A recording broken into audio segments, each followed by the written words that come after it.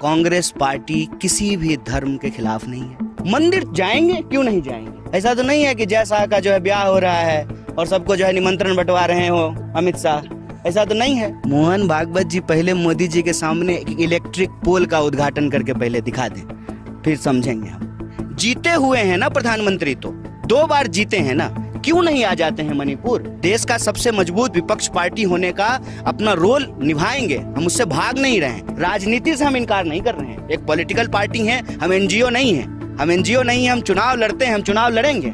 आपको इस पर एक ही बात कहना चाहता हूँ, कांग्रेस पार्टी किसी भी धर्म के खिलाफ नहीं है, किसी भी धार्मिक आयोजन के खिलाफ नहीं है, किसी भी धार्मिक भक्ति भाव भावना के खिलाफ नहीं है। कांग्रेस पार्टी सर्वधर्म समभाव में विश्वास रखती है और आज से नहीं, यही बात गांधी जी कहते आए, रघुपति राघव राजा राम, पतित पावन सीताराम, ईश्वर अल्लाह तेरो नाम, सबको सन्मति दे भगवान। सबको, मोदी जी वाला नहीं, सबका साथ सिर्फ कहने के लिए, सबको सन्मति दे भगवान। तो कांग्रेस पार्टी किसी भी धार्मिक आयोजन का विरोध नहीं करती है। जहां तक निमंत्रण की बात है, भाई हम लोग तो गाना सुनते थे ना, चलो बुलावा आया है, माता ने बुलाया है। भगवान जब आप बुलाते हैं आपको, भगवान जब आपको जो है ऐसी परिस्थिति पैदा करके देते हैं जीवन में, तो आप जाते हैं ईश्वर से मिलने के लिए। किसी निमंत्रण, किसी का शादी है क्या? ऐसा तो नहीं है कि जय शाह का जो है ब्याह हो रहा है और सबको जो है निमंत्रण बंटवा रहे हो अमित शाह, ऐसा तो नहीं है। तो वो कौन होते हैं भाई? वो तो भगवान के पास हम भक्त हैं। और एक बात और बताइए, मैं तो वहां से आता हूं, मेरी दादी कहती थी, मन चंगा तो कठौती में गंगा। एक बूंद जो है गंगा जल, पानी को गंगा जल मान करके और आप पवित्रता का मंत्र पढ़ के वही गंगा हो जाती थी और आप शुद्ध हो जाते थे। तो कहती, मेरी दादी तो कहती थी, मन मंदिर में ईश्वर का निवास होता है। ईश्वर आपके व्यक्तिगत आस्था का चीज है, प्रदर्शन का विषय नहीं है।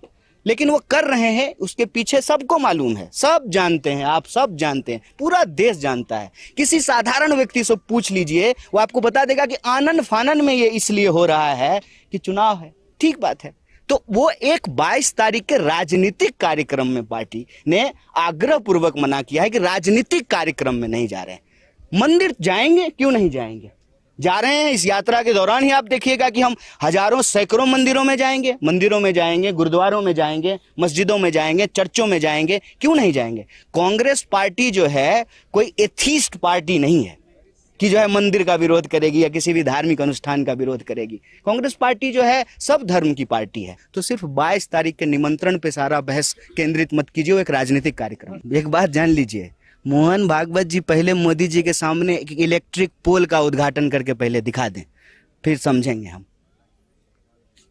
जिस आदमी का मतलब अपनी पार्टी में जो लोग संघर्ष कर रहे हो, एक कह रहे हैं बिजली का खंभा का उद्घाटन करके हमको दिखा दें मोहन भागवत। अब बुजुर्ग आदमी हैं, आरएसएस के जो है तथाकथित प्रमुख हैं, सब कुछ अब मोदी जी के हाथ में है। हो सकता है मोदी जी आजकल कहे होंगे कि यही बोलिए, तो बेचारे बोल रहे हैं, उनसे हमको बड़ी सिंपैथी है। क्यों उनके बारे में बात कर रहे हैं हम लोग? जब भी कोई पॉलिटिकल पार्टी कोई पॉलिटिकल एक्टिविटी करती है ना, तो सिर्फ यही सवाल पूछा जाता है कि कितना सीट जीतेंगे, कितना वोट आएगा। सवाल सीट और वोट का नहीं है। जीते हुए हैं ना प्रधानमंत्री, तो 2 बार जीते हैं ना, क्यों नहीं आ जाते हैं मणिपुर? सब कुछ है ना उनके पास, क्या नहीं है? 8,500 करोड़ का विमान है, 15 करोड़ की कार है, 10 लाख का सूट है, सब कुछ है ना उनके पास। एसपीजी कमांडो है, क्यों नहीं आते हैं मणिपुर? क्यों नहीं आ रहे हैं गृह मंत्री? 5 राज्यों का चुनाव हुआ था। 5 राज्य के चुनाव में एक चुनाव जो है वो नॉर्थ ईस्ट में भी हो रहा था, पूर्वोत्तर के राज्य में भी हो रहा था। आए थे प्रधानमंत्री, चुने हुए प्रधानमंत्री है ना, 303 सीट है ना। सिर्फ चुनाव पे हर चीज को सीमित कर देंगे तो फिर हमारे आंख के सामने जो अन्याय हो रहा है उसमें न्याय कौन ढूंढेगा? न्याय के लिए कौन लड़ेगा? हर चीज को अगर चुनाव पे ही सीमित कर देना है। राजनीति से हम इनकार नहीं कर रहे हैं, एक पॉलिटिकल पार्टी है, हम एनजीओ नहीं है, हम चुनाव लड़ते हैं, हम चुनाव लड़ेंगे। लेकिन सिर्फ चुनावी नफा नुकसान से हर चीज को देखेंगे तो इस देश का बंटवारा होता रहेगा, जैसे बंटवारा हो गया है मणिपुर का। सिर्फ वोट के गणित से नहीं आ रहे हैं ना, सुरक्षा के सवाल से तो नहीं है। हम लोग जब आ सकते हैं तो प्रधानमंत्री क्यों नहीं आ सकते हैं? मतलब वो सुरक्षा के सवाल से नहीं आ रहे हैं, वोट के गणित से नहीं आ रहे हैं। इसीलिए हम कह रहे हैं कि सिर्फ चुनाव का मसला नहीं है, लोगों के अन्याय के खिलाफ न्याय को स्थापित करने की बात है। गांधी जी की जो है शहादत 48 में हो गई, चुनाव इस देश में 52 में हुआ था ना सर। तो गांधी जी तो चुनाव नहीं लड़े थे। तो हम ये कह सकते हैं कि गांधी जो है इस देश में न्याय के लिए नहीं लड़े। इस देश में हजारों साल से लोगों को मंदिर प्रवेश नहीं करने दिया जाता था। गांधी जी चुनाव लड़के लोगों को मंदिर प्रवेश नहीं कराए थे।